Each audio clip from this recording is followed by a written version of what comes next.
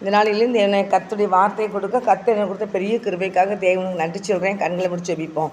பரிசுத்த பிதாவே, இந்த வேலைக்காக நன்றி செலுத்துறேன். சப்பா பேசுகிற நீங்கள் அல்ல, பிதாவின் ஆவியானவர் சொன்னீரப்பா. ஆவியானவர் பேசுவீராக நாங்கள் ஜெபிக்கிறோம். எங்களை தாழ்த்துகிறோம், எங்களை வெறுமையாக்குறையா. நீர் பேசும் ஆண்டவரே, நீர் பேசும். நீங்கள் பேசுங்க. இயேசுவின் நாமத்தினால ஜெபிக்கிறேன் நல்ல தகப்பனே, ஆமென்.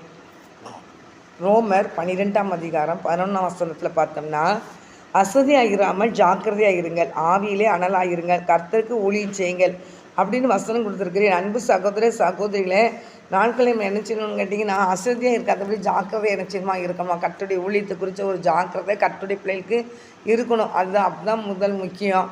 ஆனால் இன்றைக்கி எத்தனையோ பிள்ளைங்க சோர்ந்து போய் இருக்கிறாங்க. சோர்ந்து போனாலும் தேவ பிள்ளைகள் இன்றைக்கி ஜெபிக்கிற பிள்ளைகள் நிறைய எழும்பிக்கிட்டு இருக்கிறாங்க. ஜெபிக்கிற பிள்ளைகள் வேணும். நிறைய பிள்ளைகள் ஜெபிக்கிற பிள்ளைகள் இருந்தால் தான் தேவனுடைய அபிஷேகத்தை அவங்க மேலே ஆண்டு ஊற்றிக்கிட்டே இருப்பார். ஜெபம் அதிகமாக தேவை. கர்த்தருடைய ஊழி தைச்சிக்கிற பிள்ளைகளுக்கோ, விசுவாச குடும்பங்களுக்கோ, இல்லை புறஜாதி மக்களுக்கோ, எல்லாத்துக்குமே இன்றைக்கி என்ன தேவைன்னா ஜெபந்தான் தேவை. அதனால் இன்றைக்கி இந்த பார்த்தீங்கன்னா, நீங்கள் அசதியாக இருக்காதபடி என்னச்சுமா ஜாக்கிரதையாக இருக்கணுமா, ஆவியில் அனலாக இருக்கணுமா, கர்த்தருக்கு ஊழியம் செய்யணுமா, ஆவியில் அனலாக இருக்கு. இன்றைக்கி எவ்வளவோ மக்கள் கண்ணீர் வடிச்சிக்கிட்டு இருக்கிறாங்க, வேதனையோடு காணப்படுறாங்க. எல்லா பிள்ளைகளுக்கும் நீங்கள் என்ன செய்யணும், கர்த்தருடைய வார்த்தையை அவங்களுக்கு கொடுக்கும்போது ஆண்டவர் வந்து ஒவ்வொரு பிள்ளைகள்ட்டையும் ஆண்டவர் பேசுவார். சமாதான தேவன், நம்ம ஆண்டவர் பேரே சமாதானத்தின் தேவன்.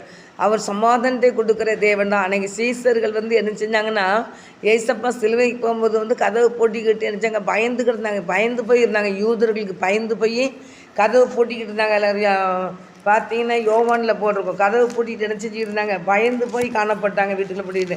அப்போ ஏசப்பா வந்து அந்த இடத்துல என்ன சொல்கிறாருன்னா, உங்களுக்கு சமாதானம் அப்படிங்கிற இன்றைக்கி சமாதானம் தான் முக்கியம். சமாதானமே இல்லாதபடி இன்றைக்கி மக்கள் பரிதவிக்கிறாங்க. சமாதானம்னா என்னென்னு தெரியல, கண்ணீரோடு போராடுறாங்க. இன்றைக்கி பயங்கர வெட்டு குத்து கொலைகள், எங்கே பார்த்தாலும் கற்பழிப்புகள், எங்கே பார்த்தாலும் நினச்சிறாங்க. அப்படியே பயங்கர அந்த ஒரு சின்ன பிள்ளை ஒரு பிள்ளை அழுதுச்சு, அப்பா துண்டுண்டாக வெட்டி போட்டாங்கன்னு சொல்லிச்சுக்க. அப்படி பயங்கரமான இது காணப்பட்டுக்கிட்டு இன்றைக்கி பார்த்திங்கன்னா எல்லா இடத்துலையும் இந்த தேசத்துக்குள்ளே எங்கே பார்த்தாலும் இந்த பிரச்சனைகள் காணப்படுது. ஆனால் அந்த சமாதானத்தை கொடுக்க வர்றது யாருன்னு கேட்டிங்கன்னா, இதை யோவான் 20ஆம் அதிகாரத்தில் 19ஆம் வசனத்தை பார்த்தீங்கன்னா, வாரத்தின் முதல் நாளாகிய அன்றைய தினம் சாயங்கால வேளையில் சீசர்கள் கூடியிருந்த இடத்தில் யூதர்களுக்கு பயந்ததினால் கதவுகள் பூட்டி இருக்கையில் இயேசு வந்து உங்களுக்கு சமாதானம் என்று சொன்னார். உங்களுக்கு சமாதானம் சொல்லி ஆண்டவர் சொல்கிறார். என் அன்பு தேவ பிள்ளையே, அந்த சமாதானத்தை கொடுக்கறது யார்? ஆண்டவர். ஆனால் பிசாசு இன்னைக்கு என்ன செஞ்சுருக்கிறான்னா, மக்களை கண்ணீர் வடிக்க வைக்கிறான், வேதனைப்படுத்துகிறான். ஒவ்வொரு பிள்ளைகளையும் வேதனைப்படுத்தி இருக்கான். அது ஜனங்களுக்கு தெரிய மாட்டேங்குது. ஆனால் நீங்கள் சமாதானத்தை கொடுக்குற தேவனுடைய பிள்ளைகளாகி நம்ம என்ன செய்யணும்னா, அவங்களுக்காக போராடி ஜெபிக்கணும். ஜெபிக்கும்போது அவங்க இந்த சமாதானத்தை அவங்க பெற்றுக்கொள்ள முடியாது. சமாதானத்தை பெற்றுக்கொண்டாங்கன்னா, உண்மையே ஏசப்பா ஒருத்தங்க இருதயத்தில் வந்துட்டாங்கன்னா அவங்களுக்கு சமாதானம் வந்துடும். சமாதானம் வந்துட்டுனாலே போதும், இந்த ஏசப்பா எனக்கு வேணுன்ட்டு வருவாங்க. என்னடா, நம்ம ஆண்டவர் வந்து சமாதானத்தை கொடுக்குற தேவன் தானே. நம்ம ஆண்டவர் சமாதானத்தை கொடுக்குற தேவன். அதான் யோவான் 14ஆம் அதிகாரம் 1ஆம் வசனத்தில் பிறகு, உங்கள் இருதயம் கலங்காது இருப்பதாக தேவனிடத்தில் விசுவாசமாயிருங்கள், என்னிடத்தில் விசுவாசமாயிருங்கள் அப்படின்னு ஆண்டவர் சொல்லியிருப்பார். அப்போ கர்த்தருடைய பிள்ளைகளாகிய இருதயம் இன்றைக்கி கலங்கி போய் காணப்படுது. சமாதானம் எங்கே போனாலும் கிடைக்கல. ஆனால் அந்த சமாதானம் எங்கே இருக்குங்கிறது ஏசப்பட தான் இருக்குங்கிறது மக்களுக்கு தெரியல. நிறைய மக்களுக்கு அந்த சமாதானம் ஏசப்பா எனக்கு இந்த இதுலேருந்து சமாதானத்தை தாருன்னு கேட்கும்போது ஆண்டவர் சமாதானத்தை கொடுக்குற தேவனாக இருக்கிற அவரே தான் கொடுத்து. மத்தேயு 11ஆம் அதிகாரம் 28ஆம் வசனத்தில் போட்டிருக்கோம், வருத்தப்பட்டு பாரம் சுமக்கிறவர்களே நீங்கள் எல்லாரும் என்னிடத்தில் வாருங்கள், நான் உங்களுக்கு இளைப்பாறுதல் தருவேன்னு சொல்லியிருக்கிறார். ஆண்டவர் இளைப்பாறுதலை கொடுக்குற தேவன் தான். வருத்தப்பட்டு பாரங்கள் சுமக்கிறவங்க, அந்த பாரத்தில் இருந்து அந்த வருத்தத்திலேருந்து விடுதலை கொடுக்கறது யார்? ஆண்டவர் தான். தேவ பிள்ளைகளுக்கு இன்னொரு வசனம் போட்டிருக்கோம், 55ஆம் சங்கீதத்தில் 22ஆம் வசனம் போட்டிருக்கோம், கர்த்தர் மேலும் உன் பாரத்தை வைத்து விடுன்னு சொல்லி போட்டிருக்கோம். அப்போ ஆண்டவர் மேலே பாரத்தை வைக்கும்போது, ஆண்டவரே இந்த பாரம் எங்கள் பயங்கரமாக எங்கள் குடும்பத்தில் இருக்குது, இந்த பாரத்தில் நல்ல ஒரு விடுதலை தாருவான்னு சொல்லி யார் ஒருங்குண்ட இருதயத்தோடு தேவ சமூகத்தில் நிற்கிறாங்களோ அந்த மக்களுக்கு ஆண்டவர் நினச்சிறாரு, அந்த பாரத்தை அவர் எடுத்துக்கிட்டு அவங்களுக்கு சமாதானத்தை கொடுக்குறாரு. அதனால் தேவ பிள்ளைகள் இந்த சமாதானம் தான் எங்கே இருக்குன்னா ஏசப்பட தான் இருக்குது. அதனால அவர் சொன்னார், வருத்தப்பட்டு பாரசுமக்கிறவர்கள் எல்லாரும் என்னிடத்தில் வாருங்க, நான் உங்களுக்கு இளைப்பாறுதல்னு சொல்லி இளைப்பாறுதல் தருவேன்னு சொல்லியிருக்கிறார். அந்த இளைப்பாறுதல் என்ன செய்யணும், நீங்கள் கர்த்தருடைய பிள்ளைகள் யாராக இருந்தாலும் சரி தான், ஏசப்பாடு இருக்குது, அந்த சமாதானம் இருக்குது, அந்த இளைப்பாறுதல் இருக்குதுன்னு சொல்லி நம்ம அந்த மக்களுக்கு சொன்னால் தான் அந்த மக்களுக்கு தெரியும். நமக்கு சொல்லாமல் அந்த மக்களுக்கு என்ன செய்யாது, தெரியாது. அதனால் கர்த்தருடைய பிள்ளைகள் யாராக இருந்தாலும் சரி தான் அவங்களுக்கு வந்து என்ன செய்யுங்க, சொல்லுங்கள், ஏசப்பா ஆண்டவரே இந்த ஜனங்கள் சமாதானம் இல்லாமல் இருக்கிறாங்களே, இவங்களுக்கு நீ சமாதானத்தை என்ன செய்யணும், நீங்கள் கொடுங்கப்பா அப்படின்னு சொல்லி நீங்கள் என்ன செய்யணும், ஆண்டவர் சமூகத்தில் அவங்களுக்கு ஜெபிங்க. அவங்க கண்ணீர் பரிதபிக்கிறாங்க. அவங்க பரிதபிக்கிறது அவங்க விடுதலை பெறணும், சமாதானத்தை பெற்றுக்கொண்டு விடுதலை பெறணும். ஆனால் தேவ பிள்ளைகள் வேதவசனம் கூறுது 1 பேதுரு 5ஆம் அதிகாரத்தில் 7ஆம் வசனம், அவர் உங்களை விசாரிக்கிறவரானபடினால் உங்கள் கவலைகள்லாம் அவர் மேல் வைத்து விடுங்கள் அப்படின்னு சொல்லி வேதம் கூறுகிறது. அதனால் அவர் நம்மளை விசாரிக்கிறவர். அவர் கவலையெல்லாம் அவர் மேல் வச்சிருங்கன்னு சொல்லியிருக்கிறார் ஆண்டவர். அப்போ அந்த பிள்ளைங்களுக்கு நீங்கள் என்ன செய்யணும், சொல்லணும், ஆண்டவர் உங்கள் கவலையெல்லாம் அவர் ஏற்றுக்கொள்வார், ஆண்டவர் சமூகத்தில் வைங்க, தேவ சமூகத்தில் நீங்கள் ஜெபிங்க அப்படின்னு சொல்லுங்கள். அப்போ கண்டிப்பாக அவங்க ஜெபிக்கும்போது அந்த சமாதானத்தை ஆண்டவர் கொடுப்பார், இந்த இளைப்பறதை கர்த்தர் கொடுப்பார். அவர் இருக்கிறபடினா எதையும் குறித்து நினச்சிக்காதீங்க, கலங்காதீங்க அப்படின்னு சொல்லி தேவ சமூகத்தில் அவங்க அந்த மக்களுக்கு சொல்லும்போது அவங்க கண்டிப்பாக ஏசப்பா சமூகத்தில் போய் என்ன செய்வாங்க, நிற்பாங்க.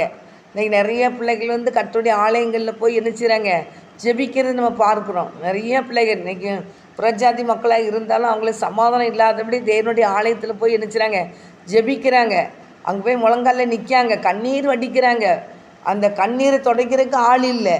ஆனால் ஆண்டவர் தான் அவங்க கண்ணீரை பார்த்து என்ன செய்வார், இறங்கி வருவார். ஒரு நாள் மரியாளும் மார்த்தாலும் சொல்லி 2 பேர் இருக்கிறாங்க. அவங்க சகோதரி மறிச்சிட்டாருன்னு சொல்லி அவங்க கண்ணீர் வடிக்கிறாங்க. அவங்க எல்லோரும் சேர்ந்து மரியாள் கண்ணீர் வடிக்கிற பார்த்து எல்லாருமே கண்ணீர் வடித்தாங்க. ஆனால் அந்த இடத்துல ஏசப்பான்ட்டு சொல்லி ஆள் அனுப்பி விட்டாங்க. ஏசப்பா வந்தாங்க.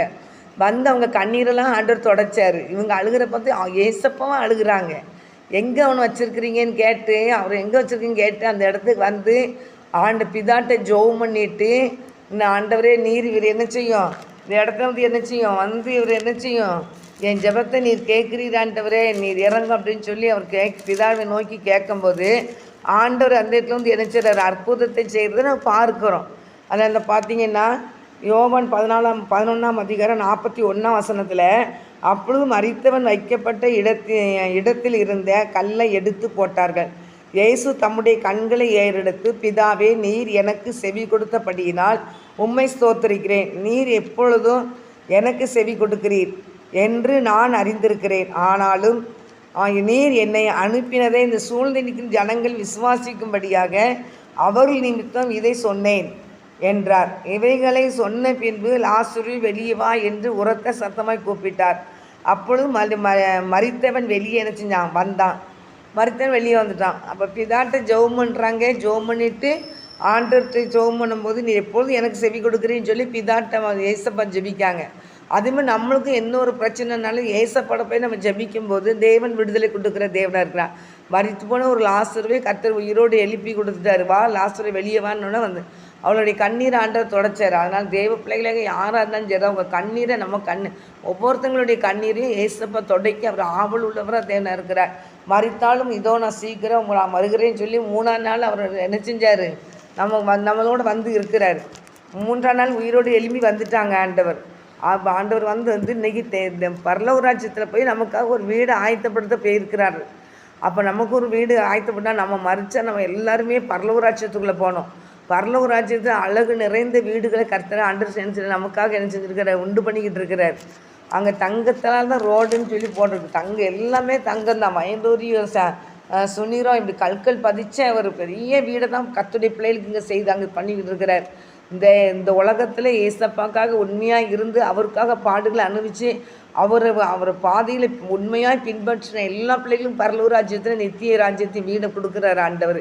அதான் ஆண்டு சொன்னார். ஆனாலும் உண்மையாக அவரை நோக்கி கூப்பிடும்போது அவர் வர்றார், வந்து பதில் நம்மளுக்கு உடனே விடுதலை கொடுக்குறாரு. தெய்வ பிள்ளைகளை யாராக இருந்தாலும் சரி தான், நமக்காக தான் இந்த உலகத்துக்கு ஏசப்பா இறங்கி வந்தாங்க. நமக்காக தான் அவங்க மறிச்சாங்க ஆண்டவர். நமக்காக தான் 3ஆம் நாள் உயிரோடு எழுப்பி வந்தாங்க. அதை மத்தியில் கடைசி அதிகாரத்தில் போட்டிருக்கிறோம். கடைசி அதிகாரத்தில் கடைசி வசனத்தில் போட்டிருக்கோம், உலகத்தின் முடிவு புரிந்து சதாக்களில் நான் உங்களுடனே கூட இருக்கிறேன்னு தான் ஆண்டவர் சொன்னார். கடைசி வரைக்கும் நான் உங்கள் கூட இருப்பேன், நீங்கள் பயப்படாமல் இருங்க, நீங்கள் எந்த வேலையில் என்னை கூப்பிட்டாலும் நான் உங்களுக்கு உடனே விடுதலை கொடுப்பேன் அப்படின்னு ஆண்டவர் சொல்லியிருக்கிறார். எந்த சூழ்நிலையாக இருந்தாலும் இயேசு கிறிஸ்துனுக்கு என்ன செய்யறார், நமக்காக அவர் விடுதலை கொடுக்குற தேவன் நம்மளோட கூட என்ன செய்கிறார், இருக்கிறாரு. கூப்பிடும்போது கர்த்தர் அதில் விடுதலை கொடுக்குற தேவனாக இருக்கிறார். அப்போ நான் கூப்பிட்டு பார்க்குறேன், எனக்கு ஆண்டவர் விடுதலையே கொடுக்கல. நீங்கன்னா தேவ சமூகத்தில் நீங்கள் செய்யுங்க, உண்மையாக அவரை நோக்கி கூப்பிடுங்க. ஆனால் நம்ம அந்த நம்மக்கிட்ட என்ன குறை இருந்தாலும் ஆண்டர்கிட்ட மன்னிப்பு கேளுங்க. ஆண்டவரே என் என்ன குறை இருந்தாலும் மன்னிங்க ஏசப்பான்னு சொல்லி நின்று தேவ சமூகத்தில் கேட்கும்போது ஆண்டவர் சொல்லியிருக்கிறாரு, அவர் பாதத்தை தேடி வர பிள்ளைகளுக்கு ஆண்டவர் விடுதலை கொடுக்குற தேவனாக இருக்கிறார். அதனால் அவர் பாதத்தை நீங்கள் பயபக்தியோடு தேடும் போது கண்டிப்பாக உங்களுக்கு என்ன செய்வார்? விடுதலை கொடுப்பார். அவர் விடுதலை தர வரைக்கும் அவர் என்ன செய்யாதீங்க, விடாதீங்க. விடுதலை தர வரைக்கும் என்ன செய்யக்கூடாது? நீங்கள் அவரை விடக்கூடாது. ஏசப்பா நல்ல விடுதலை கொடுக்குற தேவன் நம்ம ஆண்டவர். என்கிட்ட இந்த 66ஆம் சங்கீதம், இந்த ஏசாயா 66ஆம் அதிகாரம் 2ஆம் வசனத்தில் போட்டிருக்கு, என்னுடைய கரம் இவைகளெல்லாம் சிருஷ்டித்ததினால் இவைகளெல்லாம் உண்டாகின என்று கர்த்தர் சொல்கிறார். ஆனாலும் சிறுமைப்பட்டு ஆவியில் நொறுங்கொண்டு என் வசனத்துக்கு நடுங்குறவனையே நோக்கி பார்ப்பேன். அவருடைய வசனத்துக்கு நடுங்குறவனை ஆண்டவர் நோக்கி பார்ப்பேன் இருக்கிறார். அப்போ அவருடைய வசனத்துக்கு நீங்கள் நோக்கணும். ஆண்டவர் இந்த உலகத்தில் வந்தார், நம்மளை மீட்டெடுக்க தான் வந்திருக்கிறாரு, அவர் உண்மையான தேவன் என்பது நீங்கள் என்ன செய்யணும்? அவர் வசனத்துக்கு நீங்கள் என்ன செய்யணும்? வாசத்தை பார்த்து நீங்கள் என்ன செய்யணும்? கீழ்ப்படியணும், நடுங்கணும். கர்த்தருடைய பிள்ளைகள் அவர் யாராக இருந்தாலும் சரி தான், புறஜாதி மக்களாக இருந்தாலும் சரி தான், புறஜாதிகளுக்கும் ஏசப்பா தான் தேவன். அப்போ அவருடைய வசனத்துக்கு நடுங்கணும். வசனத்தை நடுங்காதபடி அசால்ட்டாக இருந்துக்கிட்டு எனக்கு சுகத்தை தரும்னு கேட்டாச்சுன்னா அவரால் சுகத்தை தரக்க முடியாது. விடுதலை தருவார், ஒரு நேரம் 2 நேரம் தரதான் செய்வார். அடிக்கடி கடிந்து கொள்ளப்பட்டு தன் பிடதியை கடினப்படுத்துவன் சகாயமின்றி சடிதிலே நாசமான் வசனத்தின்படி அடிக்கடி நம்ம செய்ய தேவையில்லாத காரியத்துக்கு, ஆண்டருக்கு பிரியமே இல்லாத காரியங்கள், ஆண்டவர் வேதனைப்படுத்துகிற காரியங்கள், இப்படிப்பட்ட பல காரியங்களில் நீங்கள் ஈடுபட்டு இருந்தீங்கன்னா ஆண்டவரால் என்ன செய்ய முடியாது? விடுதலை பெற வரவே கொடுக்கவே முடியாது. ஆனால் ஆண்டவர் எந்த இடத்துல போனாலும் அற்புதம் நடக்கும். ஆண்டவர் எந்த இடத்துல போனாலும் விடுதலை உண்டு. வியாதிப்பட்ட பிள்ளைகளுக்கு இப்போ தேடி போய் சுகத்தை கொடுக்குறாரு, மரித்தவர்களை போய் பிழைக்க வைக்கிறாரு, பயங்கரமாக குஷ்டரோகிகளுக்கு சுகத்தை கொடுக்குறாரு. பயங்கரம் ஆண்டவர் செய்கிற அற்புதங்களும் அதிசயங்களும். ஆனால் தேவ பிள்ளைகளாக்கி நீங்கள் ஆறாக இருந்தாலும் சரி தான், ஆண்டவருக்கு நீங்கள் பயந்து வசனத்துக்கு நடுங்கிறவங்கள அவர் நினச்சுவார், நோக்கி பார்ப்பேன்னு சொல்லியிருக்கிறாரு ஆண்டவர். அதனால் நோக்கி பார்க்குற தேவனாக இருக்கிறார். வானம் சிங்காசனம் 1ஆசனத்தை பார்த்தீங்கன்னா 66ஆம் அதிகாரம் ஏசாயா 66:1 கர்த்தர் சொல்கிறது என்னவென்றால், வானம் எனக்கு சிங்காசனம், பூமி எனக்கு பாதபடி, நீங்கள் எனக்கு கட்டும் ஆலயம் எப்படிப்பட்டது, நான் தங்கியிருக்கும் ஸ்தலம் எப்படிப்பட்டது அப்படின்னு கேட்குறேன். அவர் தங்கியிருக்கிற இடம் எப்படி பிரச்சனை, எல்லா இடத்துலையும் அவர் இருக்க முடியாது. அந்த ஆண்டவருடைய பிள்ளைகள் நல்ல ஜெபத்துபத்தோடு இருக்கணும், ஆண்டவர் பயந்து இருக்கணும், ஆண்டவருக்கு உண்மையாக இருந்து ஆண்டவரை தொழுது கொள்ளும்போது அந்த இடத்துக்கு ஆண்டவர் வருவார். ஆனால் தேவ பிள்ளைகளுக்கு யாராக இருந்தாலும் சரி தான், எல்லா இடத்துலையும் அவர் இறங்கவே மாட்டார், அசுத்தமான இடத்துக்குலாம் வரவே மாட்டார். ஆண்டவர் தேவனுக்கு பயந்து நடக்கிற இடம் யாருன்னு பார்ப்பார், பயந்து இருதயத்தை பார்ப்பார். எங்கள்கிட்ட மனிதன் முகத்தை பார்க்குறான், ஆண்டவர் இருதயத்தை தான் பார்க்குறாரு. இருதயத்தை பார்க்கும்போது அந்த இருதயம் ஆண்டவருக்கு நேரம் எப்படி இருக்குதுன்னு கேடுள்ளதாக இருக்கா, திருக்குள்ளதாக இருந்துச்சுன்னா நம்ம விலகி போயிடுவார். அந்த இருதயம் தேவனுக்கு முன்பாக தாழ்மையாக இருக்கணும். அந்த இருதயம் உடைக்கப்பட்ட இருதயமாக இருக்கணும். நொறுங்குண்ட இருதயங்களை அவர் புறக்கணிக்கவே மாட்டார். அதனால் தேவ பிள்ளைகளுக்கு நீங்கள் தாவீது ராஜா சில காரியத்தை தப்பு பண்ணியிருந்தார், பாவம் செய்திருந்தார். ஆனால் அந்த சங்கீதம் நீங்கள் 51ஆம் சங்கீதத்தை பார்த்தீங்கன்னா, அந்த 51ஆம் சங்கீதத்தை அப்படியே ஆண்டவருக்கு தன்னை ஒப்பு கொடுத்து என்ன செஞ்சிருப்பார்னா, ஆண்டவர் சமூகத்தில் தன்னை தாழ்த்தி அவர் கண்ணீரோடு என்ன செய்வார், ஆண்டவர் சமூகத்தில் செபிக்கிறது நம்ம வேதத்தில் பார்க்குறோம். 51ஆம் சங்கீதத்தில் பார்த்தோம்னா அவர் சொல்வார் பாருங்க, நீர் என்னை ஈசோப்பினால் சுத்திகரியும், அப்பொழுது நான் சுத்தமாவேன், என்னை கழுவி அருளும், அப்பொழுது நான் உறைந்த மலையிலும் வெண்மையாவேன் அப்படின்னு சொல்லி நான் சந்தோஷம் மகிழ்ச்சியும் கேட்கும்படி செய்யும், அப்பொழுது என் நொறுக்கின எலும்புகள் களி கூறும். அப்போ சந்தோஷம் மகிழ்ச்சி வேணும்னா ஆண்டு சமூகத்தில் தான் என்ன செய்யணும், வரணும். அந்த மகிழ்ச்சியும் சந்தோஷத்தையும் ஆண்டவர் வைத்திருக்கிறார், அவர்கிட்ட நீங்கள் பெற்றுக்கொள்ளணும். தேவ பிள்ளைகளை யாராக இருந்தாலும் சரி தான், தேவனுடைய பாதத்துக்கு நீங்கள் ஆண்டுகிட்ட பேசுங்க, என்னை பரிசுத்தப்படுத்துங்க ஆண்டவரே, என்னை பரிசுத்தப்படுத்துங்க தகப்பனே, என்னை உண்மை போல் மாற்றுங்க ஆண்டவரே, எங்களை ஆசீர்வதியும் ஆண்டவரேன்னு கேளுங்க. நான் சந்தோஷம் மகிழ்ச்சியும் கேட்கும்படி செய்யுங்க ஆண்டவரேன்னு சொல்லுங்கள். கண்ணீரோடு இருக்கீங்களா, சமாதானம் இல்லாமல் இருக்கிறீங்களா, வேதனையில் இருக்கிறீங்களா, உடைக்கப்பட்ட இதயத்தில் இருக்கிறீங்களா, கைவிடப்பட்ட சூழ்நிலையில் இருக்கிறீங்களா, இல்லை வியாதினால பாதிக்கப்பட்டிருக்கிறீங்களா, எந்த சூழ்நிலை இருந்தாலும் நீங்கள் இருந்த இடத்துல இருந்து தேவ சமூகத்தில் உங்களை தாழ்த்தி, ஆண்டவரே ரத்தத்தால் என்னை கழுவுங்க, என்னை பரிசுத்தப்படுத்துங்க ஆண்டவரே, இப்படிப்பட்ட கொடிய வியாதினால் தாக்கப்பட்டிருக்கிறேன், குடும்பத்தில் இப்படி பயங்கரமான பிரச்சனையில் தாக்கப்பட்டிருக்கிறேன், நான் தனிமையாக்கப்பட்ட சூழ்நிலையில் இருக்கிறேன், எனக்கு இந்த இடத்துல இருந்து இறங்கி நீர் என்ன செய்யும், எனக்கு ஒரு சமாதானத்தை தாரும், எனக்கு ஒரு சந்தோஷத்தை தாரும் ஆண்டவரே, என் குடும்பத்தை கட்டி எழுப்பும் அப்படின்னு சொல்லி இங்கே போராடி கேட்டிங்கன்னா, ஆண்டவர்கிட்ட கேட்டிங்கன்னா கண்டிப்பாக அந்த காரியத்தை ஆண்டவர் நினைச்சுவார், செய்வார். உங்கள் இருதயத்தை பார்க்குறாரு, அவருக்கு முன்னால் உண்மையாக இருக்கீங்களான்னு பார்க்குறாரு. உண்மையாக இருக்கீங்களான்னு பார்க்குறாரு. அது மாத்திரம் உங்கள் உடைக்கப்பட்ட இருதயத்தை அவர் சரி பண்ணுகிற தேவன் தான். உடைக்கப்பட்ட இருதயங்கள் ஒருங்குடைய இருதயங்களை அவர் புறக்கணிக்க மாட்டார், விலகி போக மாட்டார். அந்த இருதயத்தை சரி பண்ணாமல் அன்று போகவே மாட்டார். அவருக்கு கண்ணீர் வடிச்சிட்டாலே போதும், அந்த கண்ணீருக்கு அவர் என்னச்சுவார், இறங்கி வந்து அந்த பிள்ளைகளுடைய கண்ணீரை துடைக்கிறது தான் தேவ வேலை. அதுக்குன்னு அந்த உலகத்துக்கு வந்தார். இந்த உலகத்துக்கு ஏன் வந்தாங்க ஏசப்பா? பிசாசின் பிடியில் கிடக்கிற யாவரையும் விடுதலை பண்ண தான் ஏசப்பா அந்த உலகத்துக்கு வந்தாங்க.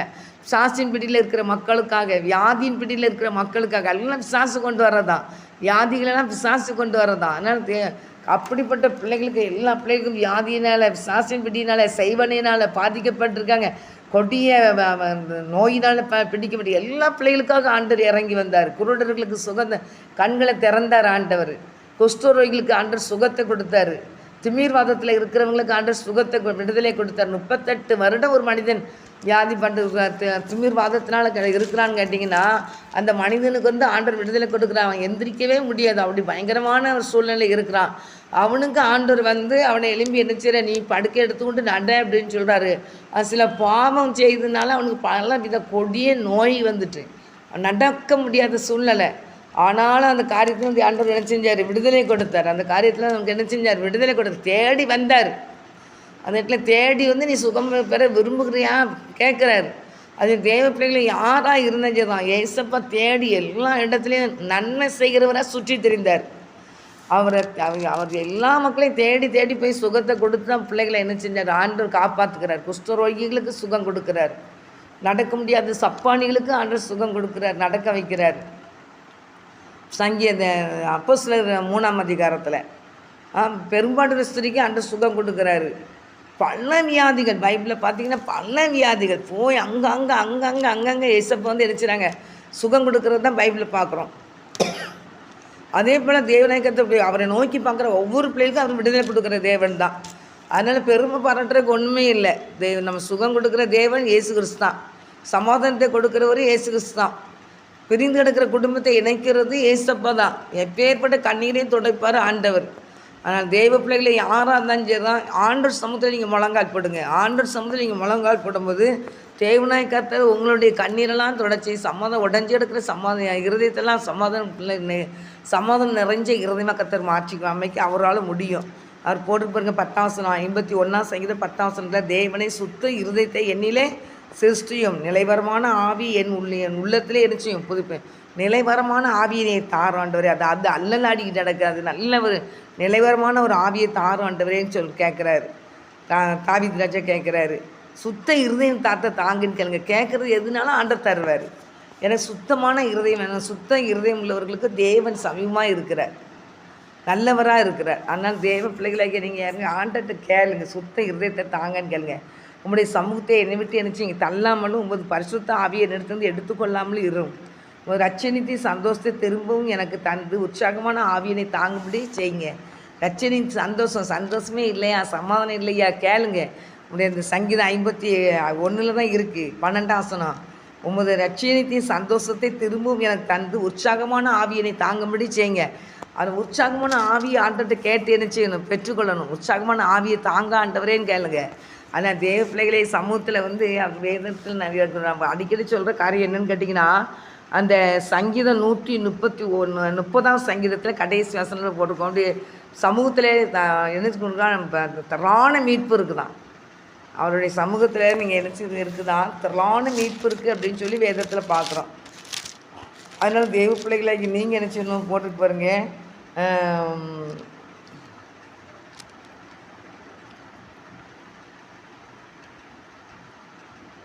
7ஆம் வசனம் 130ஆம் அதிகாரம் 7ஆம் வசனம். இஸ்ரவேல் கர்த்தரை நம்பியிருப்பதாக, கர்த்தரிடத்தில் கிருபையும் அவரிடத்தில் திரளான மீட்பும் உண்டு. அவரிடத்தில் திரளான மீட்பு உண்டு ஆண்டவர்கிட்ட. அந்த மீட்பை நீங்கள் பெற்றுக்கொள்ளணும். ஏன் மீட்பு இல்லாமல் நீங்கள் இப்போ ஏன் கண்ணீர் வச்சு அழுதுகிட்டே புலம்பிட்டு கிடக்கணும்? அதை ஏசுப்பட்டு இருக்கலாம், இலவசமாக தான் தராரு. உங்கள்கிட்ட பணம் கேட்டால் தராரு. எனக்கு இதைத்தானே கேட்டார் இல்லையே. அவர் என்ன சொல்கிறாரு, உண்மையாய் தம்மை நோக்கி கூப்பிடுற யாருக்கும் நான் சமீபமாக இருக்கிறேன்னு இருக்கிறாரு. அவரை நீங்கள் உண்மையாக நோக்கி கூப்பிடும்போது கர்த்தர் உண்மையிலே உங்களுக்கு நினச்சிவார், அந்த ஆசீர்வாதத்தை உங்களுக்கு தரலான மீட்பர் வைத்திருக்கிறார். அவர்கிட்ட கேட்டு பெற்றுக்கொள்ளுங்க. அப்படிப்பட்ட பாக்கியத்தையும் ஸ்லாக்கியத்தையும் கர்த்தர் உங்களுக்கு தந்து நினச்சிவார், ஆசீர்வதிப்பார். சங்கீதத்தில் 105ஆம் சங்கீதத்தில் கூட ஒரு வசனம் இருக்குன்னு, அதுவும் அடிக்கடி நான் சொல்லுவேன். வசனம் எடுக்கும்போது நான் சொல்லுவேன். 105 கூட இருக்குது, 4 வசனம் இருக்குது. அதில் என்ன போட்டிருக்குன்னு கேட்டிங்கன்னா, நான் கர்த்தரையும் அவர் வல்லமையும் நாடுங்கள், அவர் சமூகத்தை நித்தமும் தேடுங்கள். கர்த்தரையும் அவருடைய வல்லமையும் நாடுங்கள்.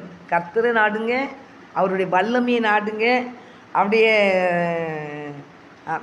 அவர் சமூகத்தை நீங்கள் என்ன தேடணும். அவர் வல்லமையும் தேடுங்க, சமூகத்தையும் தேடுங்க. சமூகம்னா என்ன? ஆண்டர் சமூகத்தில் போய் உட்காந்து ஜெபம் பண்ணுறது. எல்லாம் தேவன் வச்சுருக்காரு, நம்மளுக்கு தான் வைத்திருக்கிறார். களஞ்சியங்கள் நிரம்பணும்னா ஆண்டர் சமூகம் தான். நம்மளுடைய குடும்பத்துக்கு சமாதானம் வேணுமா? ஏசப்பா தான். எல்லாத்தையுமே ஏசப்பட்டு கேட்டு நினச்சிங்க, நீங்கள் பெற்றுக்கொள்ளுங்க. அப்படிப்பட்ட கிருபியும் பாக்கியத்தையும் கர்த்தர் தந்து ஒவ்வொரு பிள்ளைகளையும் கர்த்தர் ஆசீர்வதிப்பார். யாரையும் இவங்கள தான் ஆசீர்வதிப்பேன், இவங்கள தான் ஆசீர்வதிக்க மாட்டேன்னு இல்லை. தேவ சமூகத்தில் போய் உண்மையாக ஒரு சமூகத்தில் போய் நிற்கிற ஒவ்வொரு பிள்ளைகளையும் கர்த்தர் ஆசீர்வதிக்கிறார். ஆண்டவர்கள் நீ தான் ஏசப்பா, அந்த உலகத்திலிருந்து விடுதலை கொடுக்க வந்த தேவன். நீர் தான் மீட்பர், நீர் தான் ரட்சகர், எங்களை ரட்சிக்க வந்த தேவனே, எங்கள் கண்ணீரை துடைக்க வந்த தேவனேன்னு சொல்லி அவர் சமூகத்தில் போய் முழங்கால் போட்டிங்கன்னா கண்டிப்பாக உங்கள் கண்ணீர் துடைக்கப்படும். உங்களுக்கு சமாதானத்தை கர்த்தர் தருவார். அப்படிப்பட்ட கிருபையும் பாக்கியத்தையும் கர்த்தர் தந்து உங்களை ஆசீர்வதிப்பாராக. ஆமென்.